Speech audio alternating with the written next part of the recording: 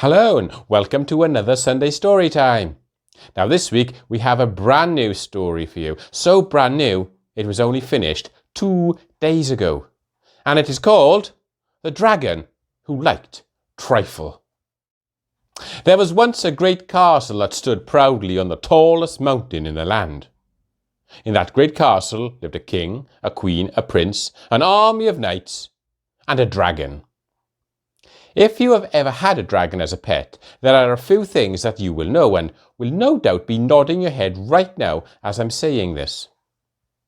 First thing you should know is that dragons are very lazy and like nothing better than a Sunday afternoon lazing on the sofa wearing their favourite slippers.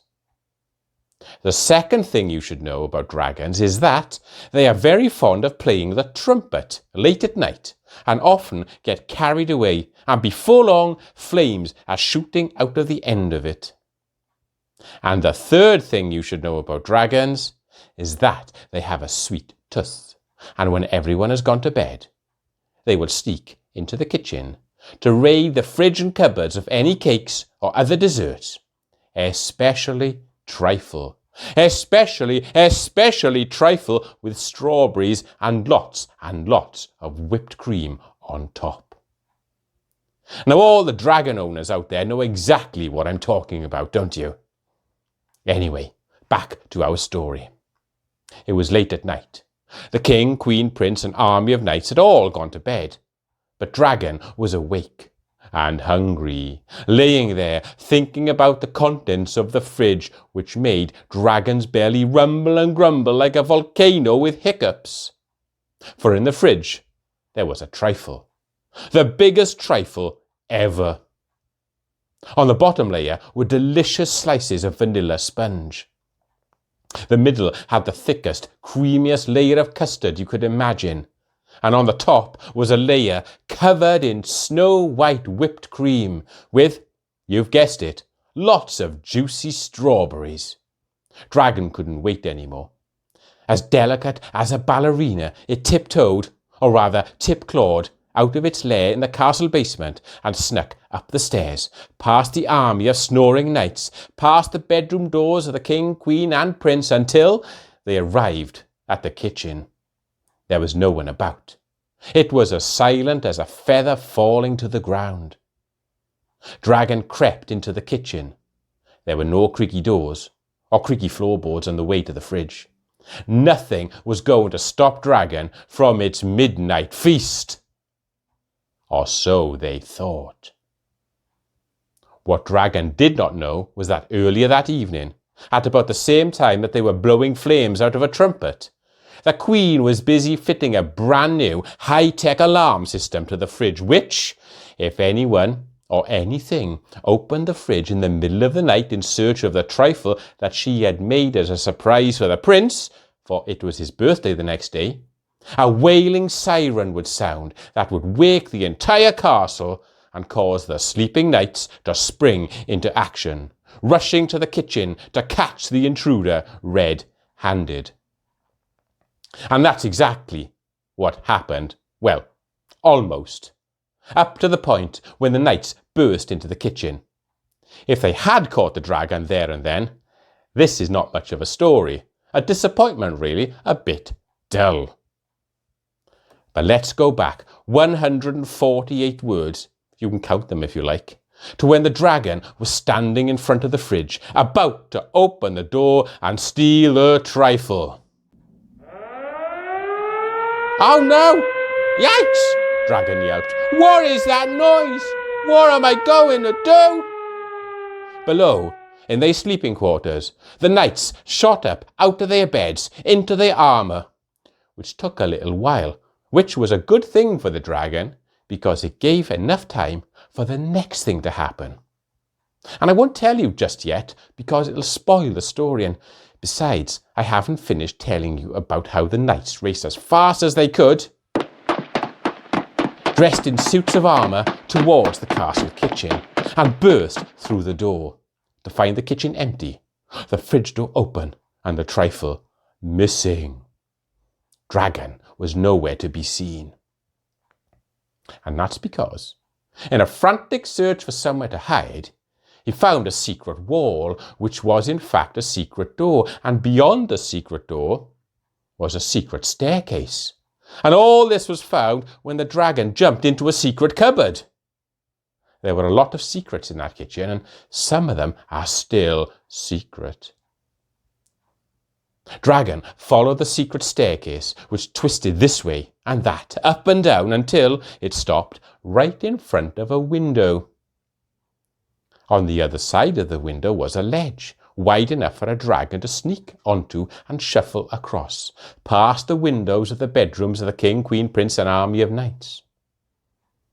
Dragon soon realized that if they could creep into one of those rooms, they would be able to make their way back to the basement and the safety of the kennel, where they could enjoy the trifle, which was safely stashed away in a secret box they were carrying. The box also was a secret. It was in the cupboard. It was one of those boxes perfect for holding a bowl of trifle so that nothing would spill out. It was a very convenient discovery by Dragon, because I was beginning to wonder how I was going to get the dragon and trifle through the next part of this story, especially the trifle. The windows were shut tight. Dragon tried every one of them with no joy. Then, out of nowhere, and I love it when convenient things happen in stories, a massive rope appeared, dangling from the roof of the castle. The dragon had an idea. With a firm grip on the rope, Dragon swung hard and fast until they crashed through one of the castle windows and landed with an almighty clang into the room where all the spare suits of armour were kept. Unfortunately, this made such a loud noise that the army of knights knew exactly where the sound had come from and quickly dashed to the armour room. They burst into the room all at once. "What's all this, miss?" one of the knights bellowed. "I tidied all this up." The commander of the knights responded, "Never mind the mess. Let's find that trifle. Mess can be sorted in the morning. The queen wants her trifle now. Search this room." They searched the room. They found nothing, no trifle, no dragon. But if they had looked more closely, they would have noticed that one suit of armour looked a little bit different, a bit dragon-shaped. For what had happened was this. Moments before the knights burst in, the dragon had climbed into the largest suit of armour they could find and hid until all the knights had left. Once out of the armour, the dragon dashed down the stairs towards the safety of the kennel. But moments before they reached that safe haven, they came to a screeching stop. Coming in the opposite direction was the king. "Crumbs!" the dragon muttered. There was nowhere to hide this time. But as the king got closer to where Dragon stood, it became apparent that the king was sleepwalking. Dragon always knew when the king was sleepwalking because he always mumbled some words in Latin every time he did so. Ego sum rex ab arce. Ego sum rex ab arce.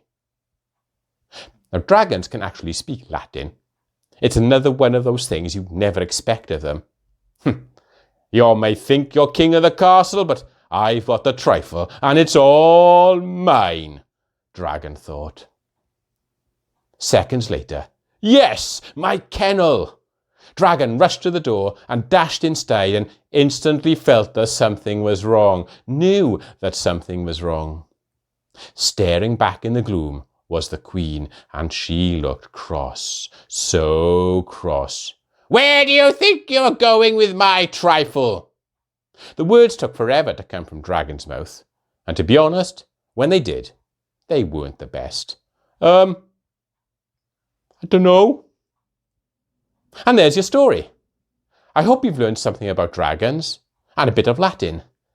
And if you have some trifle to look forward to later as an after-dinner treat, keep an eye out for dragons. I hope you join me next week for another Sunday Storytime. Until then, bye for now.